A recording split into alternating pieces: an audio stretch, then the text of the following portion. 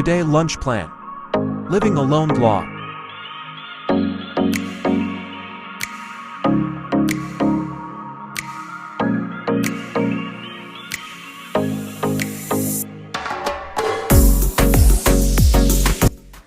अभी हम निकलते हैं।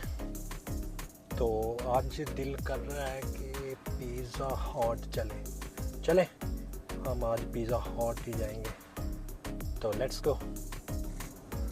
तो अभी हम निकले हैं, तो इंशाल्लाह ताला यहाँ से पिज़्ज़ा हट तकरीबन 5-10 मिनट की दूरी पे है, तो पहुँच जाते हैं।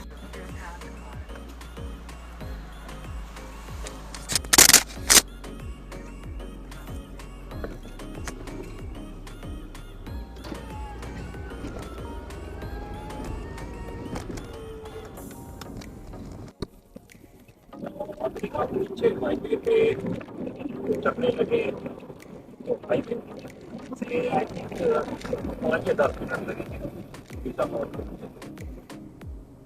हाईवे पे उतरने से पहले एक ट्रैफिक लाइट है, तो अभी थोड़ा सा वेट करना पड़ेगा।